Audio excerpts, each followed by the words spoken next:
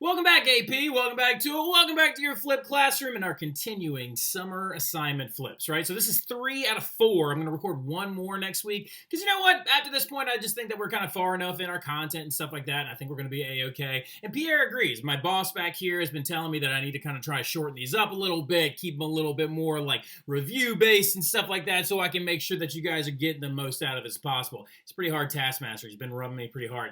You're right, big boy. But yeah, that's my little baby right there. That's Pierre. If y'all ever need to say hello or just like kind of like think about him at all, just let me know because I love him very much. No, all right. Anyway, so big thing about it though, okay? We had a long flip last time. Long and kind of not confusing, but really intense, right? Like really intense flip that I didn't even learn some of that stuff in college, right? Like a lot of that stuff that we talked about is historiography of Europe, really delving into the Middle Ages and why the Renaissance is considered such a giant leap forward from the Middle Ages and the medieval period that actually was going down from about 500 CE, you know it as AD, going up to about 1500 CE or AD, right? So the thing about it though is there's 5 big things you need to remember from the last flip. If you want to write these down, you totally can. It's really up to you. But the 5 big things that you need to make sure that you remember from the last flip that we talked about is mainly just the fact that first and foremost, feudalism was the overarching social structure and economic and like political powerhouse that actually was controlling all of Europe at the time. Now, the interesting thing about feudalism, though, on the other hand, is it kind of goes contrary to a lot of the things that Disney taught you when you were younger, which is that kings are all powerful and that they are actually really extremely powerful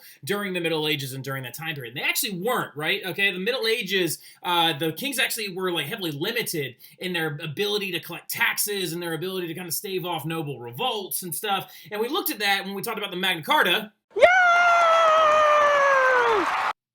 Exactly. You better do it, all right? First day of class, I'm going to drop that word. And if you don't say it, I'm going to be really upset, all right? So, like, now, the big thing about it, though, in general, is that you got to understand with that document, it kind of demonstrated to us that a group of nobles, if they just got together and actually assembled an army, they could hold the king of a country at the tip of a sword and force him to do certain things. Now, this is all going to change in about, like, the 1600s when we get into the era of absolutism, and absolute monarchs are going to become more of that kind of, like, Disney-era monarch that you kind of know, right? The one where, like, they're all powerful and off with their heads, and the Queen of Hearts from Alice in Wonderland, that and kind of thing, which is actually the Queen of Hearts is based off a very intense female figure that we will talk about a little bit later on. You know of her as Bloody Mary and or Mary Queen of Scots.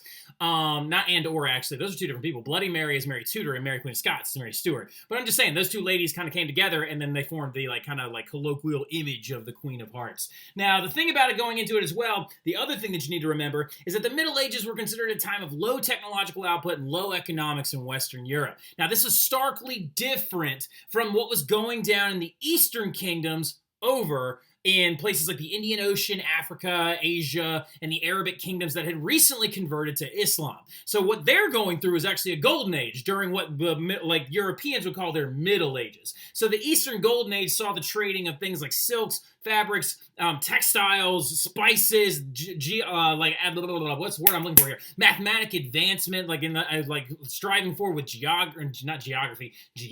I'm gonna slow down a little bit so I can actually get all this out. So geometry, algebra, the creation of the number 0, accounting techniques, navigational equipment, all kinds of really interesting and amazing things are going to be coming out of the Eastern kingdoms during that time period. And they're going to have a golden age, while the Western Europeans are going to be having their Middle Ages, their medieval era, and some later Renaissance humanists will actually coin it as the Dark Ages, even though we know that's not necessarily true. Going into it, though, also we talked a little bit about the growth of guilds. It's the third thing, okay? So the first thing I said, feudalism reigns supreme. King's not as powerful as you might think. 2, we said the Eastern kingdoms are having a golden age. They're making a bunch of money. 3, we got guilds and economic techniques are now beginning to come back to Europe during the High Middle Ages going into the Late Middle Ages. Now, guilds were those big things that were sworn associations of free men where they would actually come together and actually like become experts in how to create a certain product, right? They would actually become experts in how to create things like blacksmithing techniques or cobblers guilds or people that make shoes. Like guilds began to come together to actually teach skills to other like different individuals outside of the feudal system, and they're going to kind of stimulate the economy. We talked about there's 2 different types of guilds. We talked about there's merchant guilds and craft guilds. That merchant guilds are going to be able to begin to grow very quickly because they're going to start actually shipping in a lot of those Eastern goods, right? And we talked about like warehouse inventory, how silks and spices and teas are all dehydrated so they don't actually go bad. And so that's going to help stimulate the economy in Europe during the back end of the High Middle Ages. So also another thing we talked about is that the Late Middle Ages was fraught with tragedy.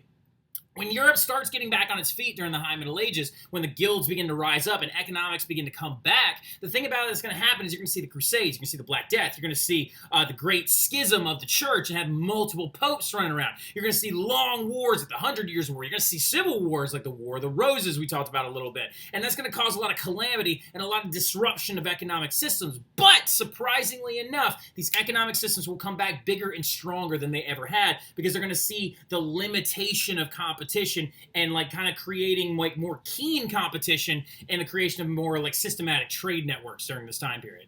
So also what you're going to see though is, last but not least, no one grew as much or as quickly when it comes to wealth, technology, and scientific advancement quite like people in northern Italy did. Now, we talked about that at the back end of the last flip, how there's going to be this pocket of Italy right at the north where the few states, handful of states right up here in the northern area of Italy, they're going to be flanked on either side by two very, very powerful places. You're going to have the Holy Roman Empire up here, which we'll talk about a little bit later on in this flip, and then you're going to have the Papal States, which are going to be down in the middle of Italy. And the thing about the Papal States, and then the thing about actually like the Holy Roman Empire, is that those two places kind of went to war with each other multiple times, and the battleground was in northern Italy. But due to the things of like the Guelphs and the Ghibellines controversy and like different things with the Great Western Schism and feuds between these two places, it kind of left like a little pocket of free land and free territory right there in the northern area of Italy, and they're not going to actually use feudalism to make all their money. They're going to go in a different route, and they're going to create those things called communes, right? So that is where we left off in the last flip. We talked about how northern Italy is going to create republics and kind of move away from the feudal system, and they're going to actually start using different techniques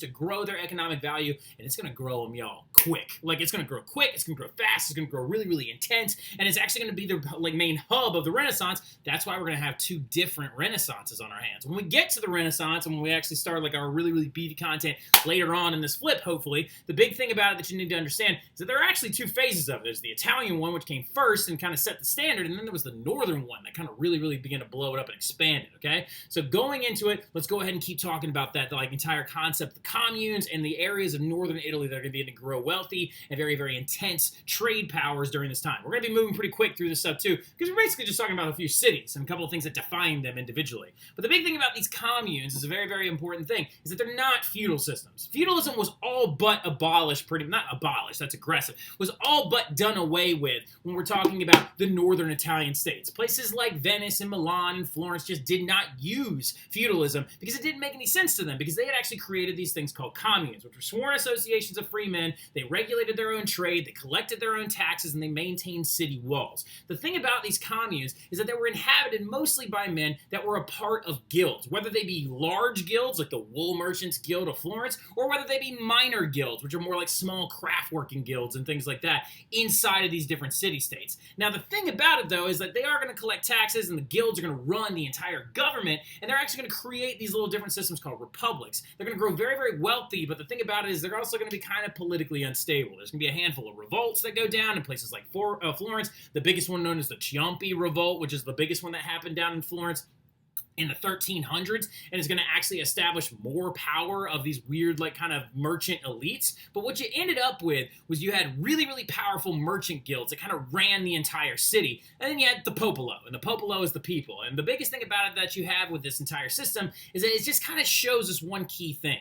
There's always going to be a gap between the wealthy and the poor in Europe, no matter how you start them, no matter if it's a commune, no matter if it's a sworn association of free men, no matter if there's voting, no matter if there's anything, doesn't matter. There's always going to be a gap between these two people, because the merchant guilds are growing really, really quickly, and the craft guilds are still growing, but they're just not growing at the exact same rate or nearly with the same speed. So going into it, I'd always like to talk about one particular little city that kind of demonstrates a lot of the northern Italian commerce that was going on during this time. This place right here is a place I've been to before, and I absolutely loved it. There's a really great brewery there, actually. It's been there for like several hundred years. It's called San Gimignano, right? And I use it as an example to talk about the merchant elite versus the popolo. Now, the popolo, the regular people inside of these communes, would have lived in places like these apartment buildings and these little vistas and stuff like that on the ground level or in farming communities outside of the main city. Now, what about these towers that you see that are popping up everywhere? Well, those are merchant elite families. What happened is every single time in San Gimignano, a family would move into the city. They would build a really large tower, okay? And the very, very first one was this back one that was actually built back there. And it was just kind of like, it was there, and it like was higher than all of the other buildings, so it demonstrated their wealth and power. But then another family moved in, and they built a tower just a little bit higher. And then another family moved in, and they built a tower just a little bit higher. And so every single time these cities start popping up, they start attracting wealthy families. And also, these wealthy families do compete with each other a little bit, but wealthy families are going to be a really, really big key notation kind of thing when it comes to the growth of these cities and republics. Now, the thing about it is, even though there's going to be some strife between these classes, these merchant elite and the popolo, the regular people and the stronger people of these cities, again, we talk about this because in the absence of feudalism, they still had division. Okay, it's not like it was like a perfect little utopia. That's not going to happen. Okay, if we had figured out utopias during the 1300s, I don't think we'd still be doing what we're doing now. All right, so the thing about it is what actually was created because of this division of wealth, because of this merchant elite and the popolo, is they created kind of more like these fake republics. These republics that weren't really true republics in an essence. The truest republic that has ever existed was the ancient Roman Republic, or its latter phases. Okay, so its latter phases when more people were allowed to vote after like 222. I think it was 222 AD when Caracalla made every single citizen of the Roman, or every single person inside the Roman Empire a citizen, so they all got voting rights. So like closer to that is more of like an actual Western republic. Some people would argue and say that there have been a lot of other greater republics that have existed throughout the centuries. And I agree with you, but I'm just saying, like, in this time period, because those things haven't popped up yet. So the thing about it, though, in general, is these fake republics were actually known as signorias. Right now, a signoria is a little bit of a different thing. All right, so a signoria is basically lordly power. What the signoria was it was a collection of different guild members. Okay, so it was a council. Okay, think about it like that. And basically all the names were put into a hat. And so then names were pulled out of it, and then you sat on that council for about a year, okay? But that you had to be wealthy. You had to come from a certain merchant guild, and you also were just a small number of people. About, like, there was, I think, 6 of them in Florence. I think there was, like, 9 of them in Milan. I think there was a larger council of signorias in Venice, which made it a little bit more equal. But lordly power was this central, strong, male council of leaders selected from the different guild members. And the thing about it is, they were small councils, okay? They ran the entire Northern republics. What that's going to do is it's going to make them very easy to bribe and very easy to take advantage of. Now, why am I talking about this? Some of you are like, but I'm a good Catholic kid, and I would never do that. Well, remember, there are bad people throughout history, and there are shady people throughout all of history, and some of these families that pop up are going to be some of those shady folk, okay? Now, certain families like the Sforza in Milan or the Medici in Florence are going to be your groups that pop up who begin to, oh, no, don't open QuickTime. That would be really, really annoying. You're going to do it anyway, though, aren't you? Aren't you, computer? You're going to do it anyway. But yeah, so there's the Sforza in Milan and the Medici in Florence, and the Medici being the most famous and dominant of all of those families that are going to pop up in any of these places. Well, what happens is that these people come along and they have certain things that made them buttloads of money. And then they would actually use that money to dictate how the signorias function, to pass certain laws, and basically keep themselves protected. So they use their money and influence to basically become the de facto rulers of those city-states. So it's kind of ironic when you think about it that these little Italian-like republics started as these sworn associations of free men, but they all just ended up under power of one family, just kind of like all the other places in Europe, except this one, all right? So this is the one, all right? So now we're going to talk about 3 different specific northern Italian city-states. But yeah, so the first one we're going to talk about is Venice, okay? Now, Venice is the one out of all of them that actually didn't really have a family that rose to extreme power and created a huge, like, kind of signoria underneath them, right? So, like, they didn't take advantage of this, like, city council. And Venice is actually going to stay a republic for, like, a long time, all the way up until 1810. They're going to be taken over by the Austrians a couple of times and stuff like that. But the thing about it is that they were a trade-based empire. They were the merchant guild essence of itself. They were the trade-based empire that dominated trade in the Mediterranean Sea, and they did this by manipulating the Ottomans or the Byzantinians, whoever controlled one key city at the time.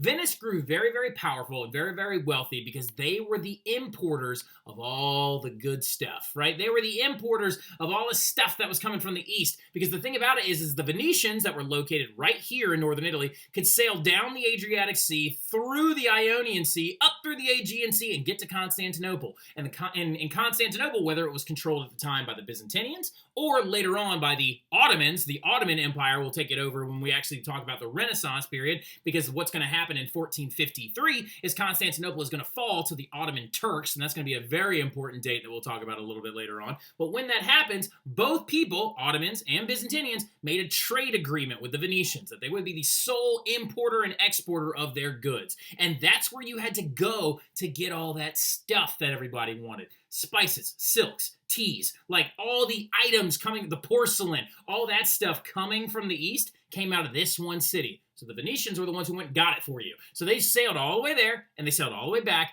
and then they would send it throughout the rest of Europe. So Venice got a lot of scratch, got a lot of money real quick. And you can actually see the fact that they're a trade-dominant republic based on the way that they designed their city. They built it on top of water. Why did they build it on top of water? They built it on top of water because it's much easier to pull a boat down a canal than it is to offload goods onto a cart and roll it down a street. Also, it's just absolutely gorgeous, and it looks like this.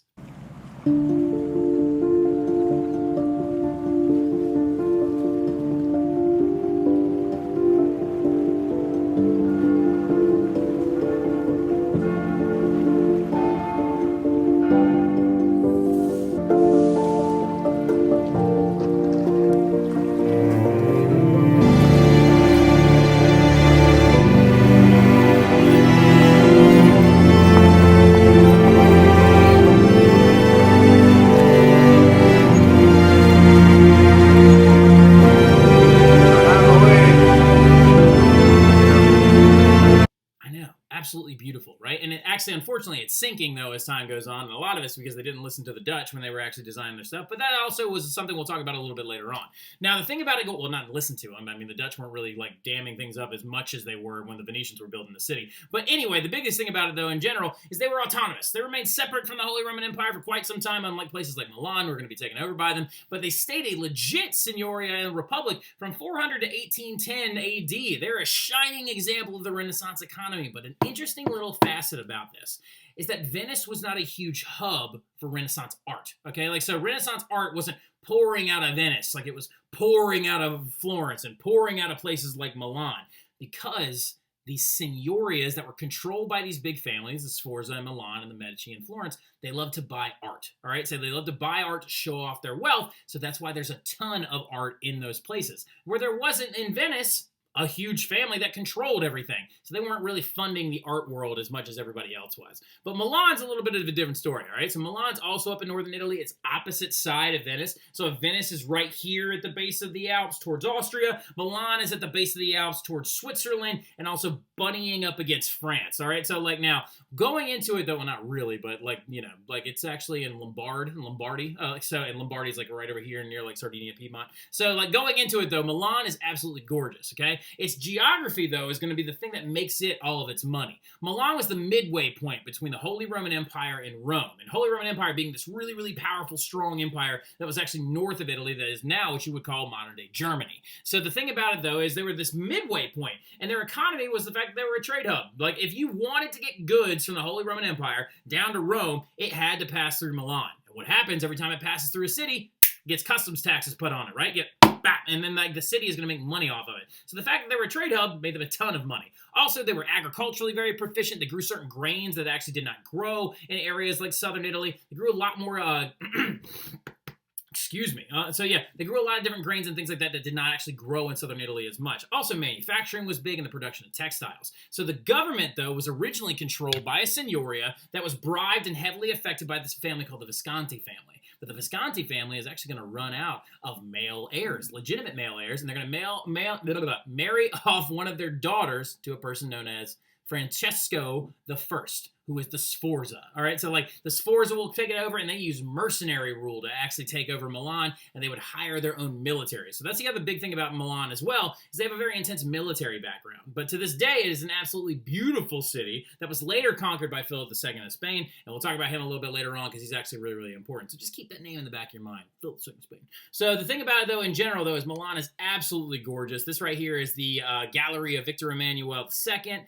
This right here is me standing in the Gallery of Victor Emmanuel II, and this is the Duomo outside of the that same place in Milan. I took all these pictures and stuff like that when I went. It was absolutely beautiful. I love Milan. So cool. Now the thing about it though is Milan is probably, if you were to rank all of the northern like states, like if you were to rank them and you were to be like, all right, this is the most important one, this is the least important one, blah blah blah blah. Milan and Venice are kind of tied for like second/third. Like I mean, like Venice is really really important because of the economy that they provide, and it also is really really important because they're going to help push forward exploration a little bit later on. Like a really big reason why Columbus went and sailed the way that he did is because the Venetians had actually locked down that trade route, and also Columbus being from Genoa was really really salty about that and wanted to create a new trade route to kind of try and cut the Venetians out of that trade market. So Venice is probably second. Milan is third. You're not going to hear a lot about Milan ever again. Like you're going to hear little bits and pieces about them, but it's just kind of important to know that they're a lot like Florence, and they had like the Sforza family that kind of dictated the growth of certain things, dictated the growth of the Republic, dictated the growth of the economy, and it's like going to be a big reason why there's certain high value art pieces there. For example, The Last Supper by Leonardo da Vinci is in Milan because of actually like the contributions of the church and the Sforza family as well. So going into it though, but nobody is more important to the growth of the Renaissance than Florence, aka the cradle of the Renaissance. When you're talking about the Renaissance, basically you're always talking about Florence because of two reasons. One, they made a lot of money, but two, they had a family there that basically created the concept of money the way that we look at it now. All right, so the patroned by the Medici family. It's not Medici, it's not Medici, it's Medici. All right, so Medici. Say it with me. Medici. The Medici family of Florence, okay? The Medici family of Florence were some of the most, were actually the biggest controlling stake over Florence, and they rose to power in the 1300s, and they literally had a death grip over Florence's economy and their government and how everything functioned all the way up until like the 1600s, okay? Now, the Medici, though, are also going to be in control of some of the most wealthy guilds in all of Europe. Like the Wool Merchants Guild of Florence is going to be a huge one. Started originally by this guy named Cosimo the Elder, but really, really pioneered by his son, Lorenzo Il Magnifico is what they called him, because he actually paid for a ton of different artworks. But Cosimo, when he came into power, he was very, very well known for creating this thing known as the Medici Bank. All right, so like the Medici Bank is going to literally become the biggest, largest, and most stable banking system that existed in Europe to this point. I want you to think about this for a hot second. Before the Medicis came along, when you had money, you had to try and find a way to store it safely in your home. That's dangerous, because what if you get robbed, or what if the house burns down, or something like that? Well, now, like, the biggest thing is, never mind, I'm not going to get into paper versus coin currency yet. Banknotes are going to be way down the road. Now, going into it, though, when we're talking about it, banks are going to really kind of change and dictate the way everything functions throughout European economics, because as trade is rising up and as these economies are returning in the wake of the late Middle Ages tragedies, they need somewhere to store their money. And so the Medicis became the main place where a lot of people stored their money. Now, how do you possibly, some of you are like, okay, I get it. They made a bank. I get it. Cosimo the Elder made a bank, and he like took over Florence and stuff like that, and uses money and power and influence to bribe the Signoria and do whatever he wanted to. Yes, he did do all that stuff, and that's why he's called the Elder. There's actually a really big statue of him in Florence on the back of a horse, which is really, really cool. The thing about it, though, when we're looking at it, some of you are like, but I don't get it. A bank is just a place where you put your money. How did Cosimo get so rich? Banks spend your money when you drop it off, all right? If you take your money right now to a bank and you're like, I would like to put my $5 into a bank account, they're going to be like, thank you so much for that $5. And in the back of your mind, you think that they're sticking it in a vault in the back and that they're not going to touch it. They're going to keep it so precious and so safe. Yeah, they don't do that, y'all. They actually spend it. They spend it on their bills. They spend it on making new banks. They build stuff with it. They're just relying on the idea that not all of you are going to show up and get your money all out at the exact same time, all right? So thing about it is, though, is that did happen once in history. And it led to this thing called the Great Depression, and after the stock market crashed in 1929. But, you know, banks were doing pretty good up until that point. But the thing about it is that literally what they would do is they would loan money. They would loan money to other entrepreneurs and other guilds, and they would create loan systems and interest rates. And it's how the Medici basically used money to make fabulous amounts of money. And Lorenzo Il Magnifico is the best known Medici out of all of them, all right? He is the best known Medici because the one thing that he absolutely loved more than life itself was art. He loved art. He loved to patron artworks. He loved to pay for them. He loved to finance artworks, public works, didn't matter where it was going to pop up. He loved patroning art at all possible rates. So he literally had a sculpture garden built with beautiful pieces that still stands to this day outside in the loggia. all of the, like, if you go to the Uffizi Gallery in Florence, it literally is, most importantly, the bulk of it is his collection of artwork, okay? So, like, literally, you have to understand that the Lorenzo literally was so influential to artwork that he let Michelangelo live in his house for a little while. Like, that's how big of a deal this guy is, all right? And he used money from that Medici bank to fund a lot of this. Just so you get, like, a little bit of a wrap around your mind, the Medici are so important that literally the florin, the actual coin that was minted in Florence, had their family seal on it, and it was the most accepted currency in all of Europe during the 1400s. That's how literally these people like are the money. Like they are money. So like the thing about it though is that they're going to fund all these artworks and they're going to fund all this stuff, and it's going to be the reason why powerful banks and there's going to be money to be spent and huge strides in art and intelligence are going to radiate outside of Florence. Literally so many artists are from Florence. Michelangelo is from Florence. Botticelli is from Florence. He's buried in that city. I've seen his gravesite. He's also buried at the feet of a woman that he was in love with, but we're not going to get into that right now. So the thing about it, because she was already married. But going into it though, that right there, that's their house. That's the Medici house. That's the Palazzo, or that's the Palazzo del Vecchio, and in the Palazzo della Signoria. All right, so like, yeah, that literally is their palace right there. And that right there is the most beautiful building I've ever seen in my entire life. That is the Duomo in Florence, okay? Topped up, of course, by Brunelleschi's dome, a piece of Renaissance architecture that literally just juts out above the entire city. That right there is another view of it. That's the Baptismal with the Gates of Paradise around the other side. This, of course, right here is the Palazzo del Vecchio, the palace and home of the Medici family I was just talking about. That right there is my favorite sculpture in Lorenzo's Medici garden. Now, he was dead by the time that this one was made, but still, it's really cool, and it was actually patroned by one of his descendants is the word I'm looking for. That is Perseus holding the head of Medusa by Cellini. And then also, of course, last but not least, this is of me and all the chaperones there when we went to Florence last summer, when we took everybody from Chappelle to like there last summer, which was really a great time. And so the big thing about it, though, going into it, some other things you need to know, and some of you are like, okay, so I get it, Mr. Terry, I get it. Milan, Venice, and like Florence are three very important places that started as republics, but then eventually got kind of taken over by really wealthy families. Yes, they did, and those wealthy families began to finance artwork and finance all this stuff. And because the economics of those three places grew so quickly, you're seeing all of this culture and all of this intelligence and all of this stuff radiate out of it, and all of their money is going to start pilfering into the rest of Europe, and it's going to cause the Renaissance. And it's going to leak into two places first, okay? The first two places it leaks into, one is the Papal States, because a lot of you are probably like, well, what about Rome and Northern Europe, all right? What's going on up there, and what's going on down here, all right? So, like, now we'll talk about Rome first, okay? So Rome is also known at the time as the Papal States, okay? So a lot of the money from the Northern Italian states is beginning to leak into the places like the Papal States, and it's going to be ruled over by the Pope, okay? The Papal States literally was controlled by the church, okay? That's why it was called the Papal States, and it's the papacy. So going into it, they were ruled over by each new pope. One of the most famous popes that we'll talk about is this guy named Julius II, who is the same man that paid Michelangelo to paint the Sistine Chapel ceiling. You'll see some of that stuff in that article you have to read. Remember, do not forget to read those three articles. They're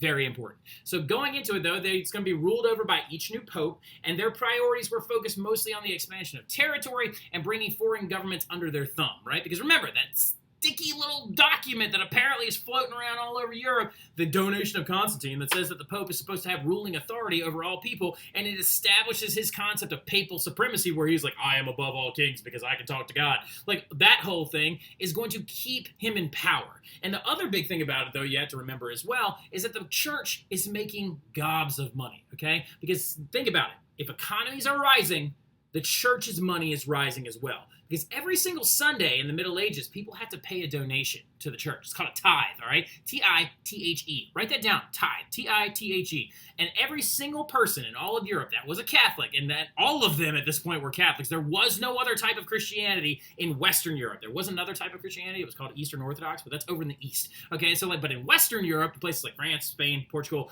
Holy Roman Empire, England, all those places, everyone was Catholic. And every single Sunday, you had to pay 10% of your weekly income to the church.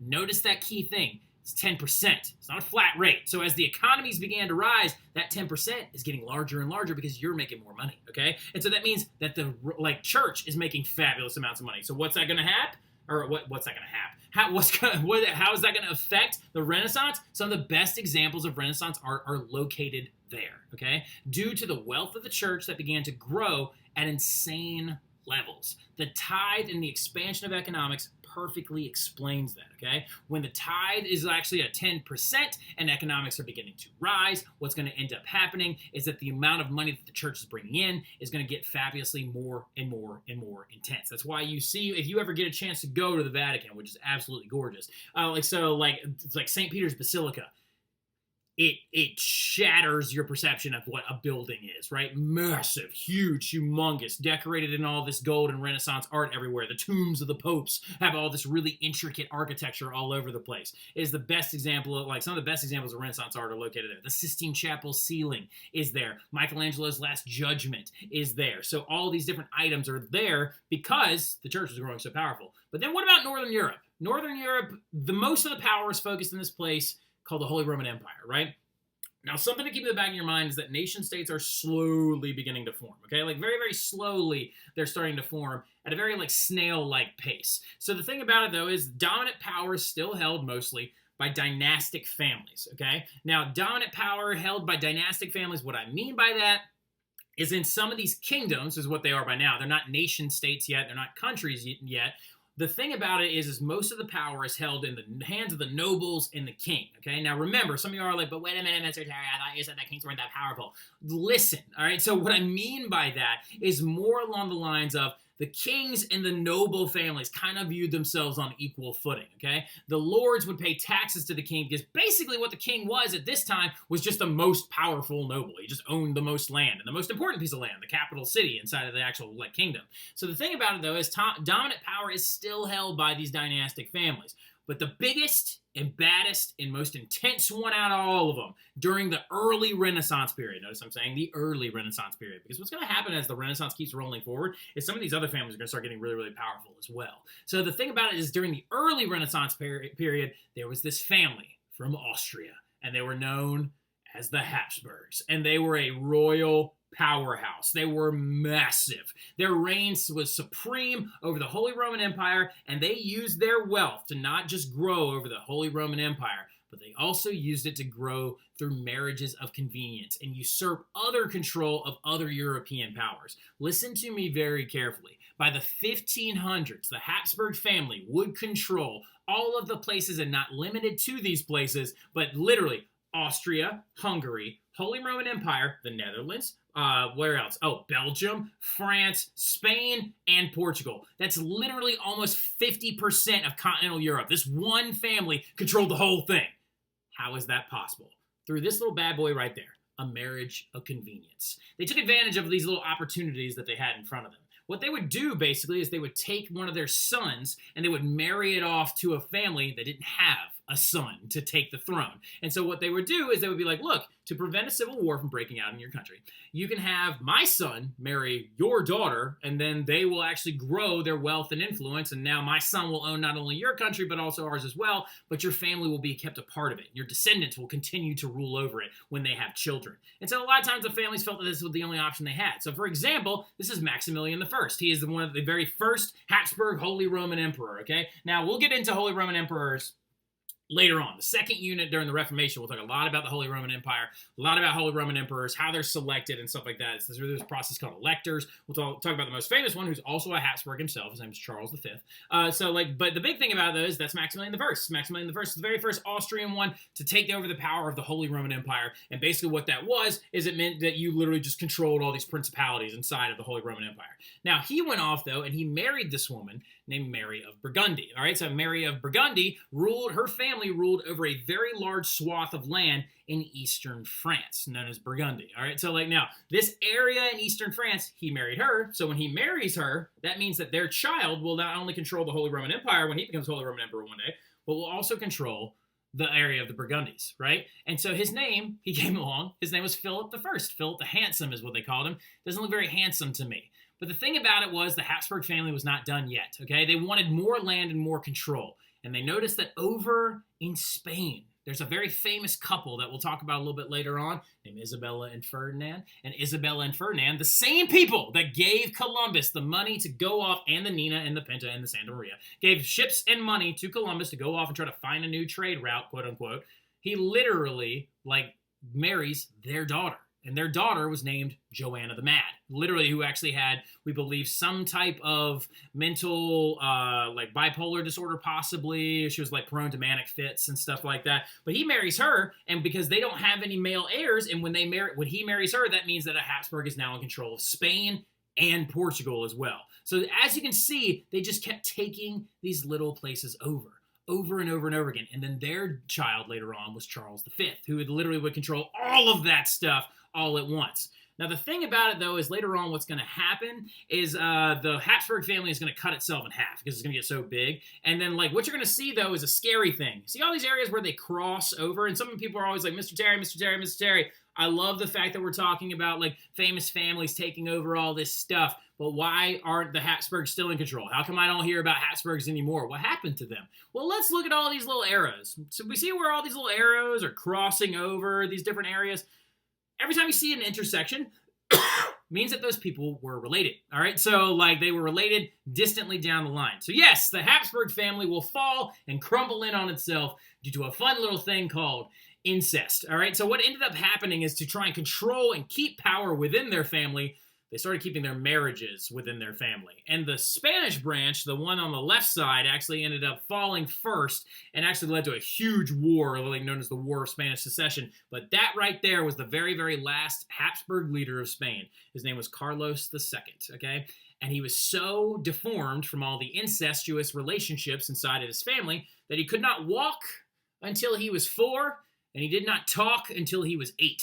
And even when he did talk, he talked with a massive drool that came out the sides of his face because look at his jacked up jaw, all right? So literally they said that you could recognize a Habsburg during this time period because their jaw would protrude so far because of all the incestuous relationships in their family. Literally, you go like this.